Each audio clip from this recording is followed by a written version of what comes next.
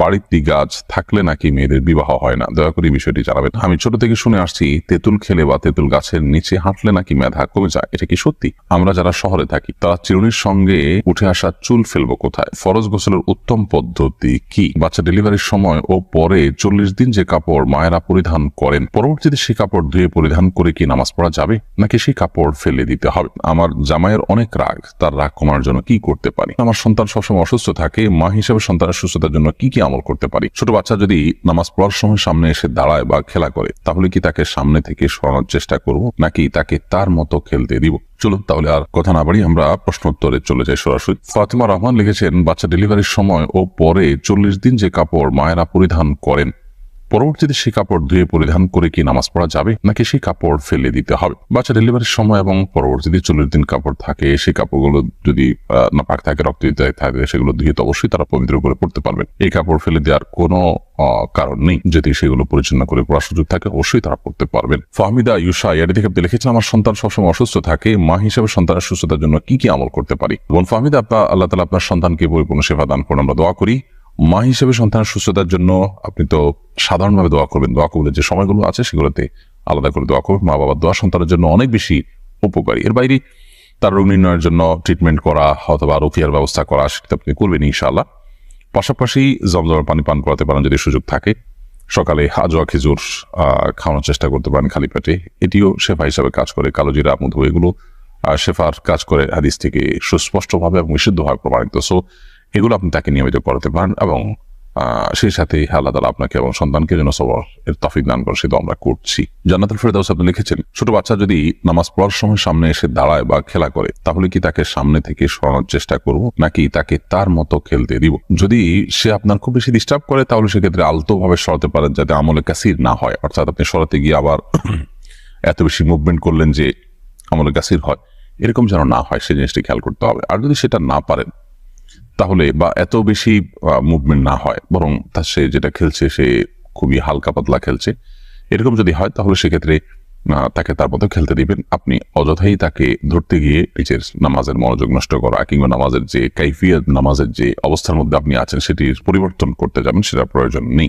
তাহারাত তানি আপনি লিখেছেন, আমরা যারা শহরে থাকি তারা চিরুনির সঙ্গে উঠে আসা চুল ফেলবো কোথায়? বাইরে ফেলার পর ময়লা ফেলার লোকেরা বিক্রি করলে কি আমাদের গুনাহ হবে? কেউ যদি কুড়িয়ে নিয়ে বিক্রি করে তাহলে আমাদের গুনাহ হবে না। তবে আমরা চাইলে আমাদের আশেপাশে যেখানে খুব বেশি আপনার ময়লা নয়, ড্রেন ইত্যাদি নয়, খুব নোংরা জায়গা নয়, সেরকম জায়গা আমরা ফেলে দিতে পারি এবং সেই জায়গাগুলো আমরা খুঁজে বের করতে পারি। আবার প্রতিনিয়ত তো আর খুঁজে বের করা যায় না, তাহলে সেক্ষেত্রে আমরা কোনো এক জায়গায় সঞ্চয় করে রাখতে পারি। একসাথে হলে পরে কোনো মাটির নিচে পুঁতে ফেললাম বা কোনো জায়গায় ফেলে দিলাম, সেই কাজটি আমরা করতে পারি। মানুষের শরীরের কোনো অংশ বিক্রি করা জায়েজ নয়, এটা মানবতার অপমান। যার কারণে কোনো ব্যক্তি তার শরীরের কোনো কিছু, সেটা চুল হোক, অন্য কিছু হোক, এগুলো বিক্রি করে জায়েজ নয়।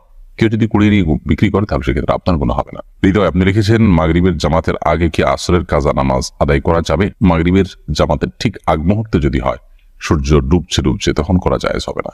সূর্য ডুবে গেছে, মাগরিব রক্ত হয়ে গেছে, তারপর চাইলে আপনি কাজা করতে পারেন যদি সুযোগ থাকে। আর না হলে সূর্য ডুবার যথেষ্ট আগে, ধরুন সূর্য ডুবার 15 মিনিট আগে, 20 মিনিট আগে আপনি মাগরিবের আসরের নামাজ কাজা থাকলে সেটি পড়লেন, সেটি আদায় করতে পারেন, কোনো অসুবিধা নেই। স্নিগ্ধ সকাল এর থেকে আপনি লিখেছেন, আমার জামাইয়ের অনেক রাগ, তার রাগ কমানোর জন্য কি করতে পারি? বদমেজাজ বা রাগ, ক্রোধ, এটিকে নিয়ন্ত্রণ করবার জন্য বা এটাকে দমন করবার জন্য প্রথমত আউযু বিল্লাহি মিনাশ শাইতানির রাজিম, এটির পাঠ খুব বেশি কার্যকর। বেশি বেশি আউযু বিল্লাহি মিনাশ শাইতানির রাজিম পাঠ করলে সাধারণত মানুষের রাগ নিয়ন্ত্রণ করা সম্ভব হয়। তিনি যে সমস্ত খাবার খান, যে সমস্ত পানীয় গ্রহণ করেন, সেগুলোতে আপনি 7 বার আউযু বিল্লাহি মিনাশ শাইতানির রাজিম পড়ে ফু দিয়ে তাকে খাওয়াতে পারেন। এটা অভিজ্ঞতা দ্বারা প্রমাণিত যে অনেক সময় রাগ প্রশমিত হয়। তাছাড়া ক্রোধ দমন বিষয়ক বিভিন্ন মোটিভেশনাল স্পিচগুলো তাকে শোনাতে পারেন এবং এ বিষয়ে ভালো ভালো বইও আছে, সেগুলো তাকে দিতে পারেন। আল্লাহ তাআলা তার ইসলাহ এবং সংশোধন নসিব করুন। বিলকিস বানু লিখেছেন, চলতি হিসাবে ব্যাংকে টাকা রাখা হলে তা অনিচ্ছা সত্ত্বেও কিছু অতিরিক্ত টাকা মূল টাকার সাথে যোগ হয়ে যায়, করণীয় কি? অতিরিক্ত যে টাকাটা যুক্ত হয় আপনার সুদী ব্যাংকে, সেই টাকা আপনি সওয়াবের নিয়ত করা ছাড়া কোনো গরিব মানুষদেরকে দান করে দিবেন। আর সাধারণত চেষ্টা করবে ইসলামী ব্যাংকিং এর সাথে যুক্ত থাকার। ইসলামী ব্যাংকিং এর সাথে যুক্ত থেকেও যে অতিরিক্ত টাকা পান, সেটাও নিজে ভোগ না করাটাই হলো নিরাপদ। সেটা কোনো গরিব মানুষকে সওয়াবের নিয়াত করা ছাড়া দান করে দিবেন, ইনশাআল্লাহ আপনি দায়মুক্ত হবে। রিজন হাসান তাসনিম আপনি লিখেছেন, নিজের হায়াত থেকে বাবা মা অথবা প্রিয়জনের হায়াত বাড়িয়ে দেওয়ার দোয়া করলে কি গুনাহ হবে? এরকম দোয়া আসলে কোনো অর্থবহ দোয়া নয়। কারণ আসলে আপনার হায়াত থেকে বাড়িয়ে আরেকজনকে দিবেন, বা কেউ কারোর হায়াত থেকে কমানো হবে, আরেক জায়গায় প্লাস করা হবে, মাইনাস করা হবে, এরকম কোনো অপশন নেই, আসলে আমাদের হাতে অন্তত নেই। আল্লাহ সুবহানাহু ওয়া তাআলা প্রত্যেকের জন্য যা বরাদ্দ রেখেছেন তিনি তাই ভোগ করবেন, কারণ সুন্নাহ সেটাই বলে। অতএব এরকম দোয়া করা অমূলক দোয়া, এ দোয়া অর্থবহ কোনো দোয়া নয়। আমরা যেটি করতে পারি সেটা হলো, যাদের নেক হায়াত বৃদ্ধি চাই তাদের জন্য আমরা আল্লাহর কাছে দোয়া করবো, আল্লাহ তার হায়াত বৃদ্ধি করে দেন, তাকে নেক হায়াত দেন, দীর্ঘদিন তাকে আপনি ইমানের সাথে বাঁচিয়ে রাখেন, আমার সাথে বাঁচিয়ে রাখেন, সেটা আমরা করতে পারি। কিন্তু অমুকের হায়াত থেকে আমার নিজের হায়াত থেকে আপনি কমায় তাকে বাড়ায় দেন, এটার কোনো প্রয়োজন নেই, কারণ আল্লাহর কাছে তো অভাব পড়ে যে আমারটা কমায় তাকে বাড়ায় দিতে হবে। শরীফুল ইসলাম শরীফ আপনি লিখেছেন, ফরজ গোসলের উত্তম পদ্ধতি কি?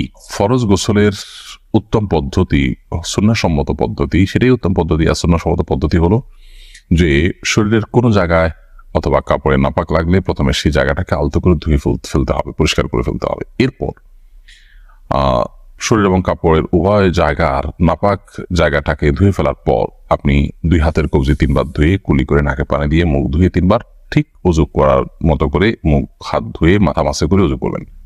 শুধুমাত্র ওযুর যে পাও ধোয়ার কাজটা বাকি রেখে এবার আপনি গোসল করে ফেলবেন।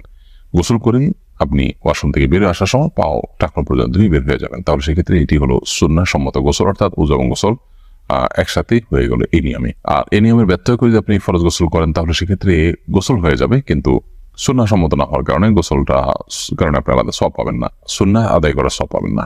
আর ফরজ গোসলের ক্ষেত্রে মনে রাখতে হবে যে 3 বার কুলি করা এবং গড়গড়া করে কুলি করা, যদি রোজাদার না হন। রোজাদার হলে সেক্ষেত্রে গড়গড়া করবেন না, রোজাদার না হলে গড়গড়া করে কুলি করবেন এবং নাকে পানি দিবেন, যতটুকু সম্ভব নাকে পানি দিয়ে নাক ঝাড়বেন। তো এই কাজগুলো করে আপনি গোসল সম্পন্ন করবেন। তানজিম যারা আপনি লিখেছেন, আমি ছোট থেকে শুনে আসছি তেঁতুল খেলে বা তেঁতুল গাছের নিচে হাঁটলে নাকি মেধা কমে যায়, এটা কি সত্যি? এটার কোনো বৈজ্ঞানিক ভিত্তি তো নেই এবং কোরআন হাদিসের আলোকেও এটি প্রমাণিত নয়।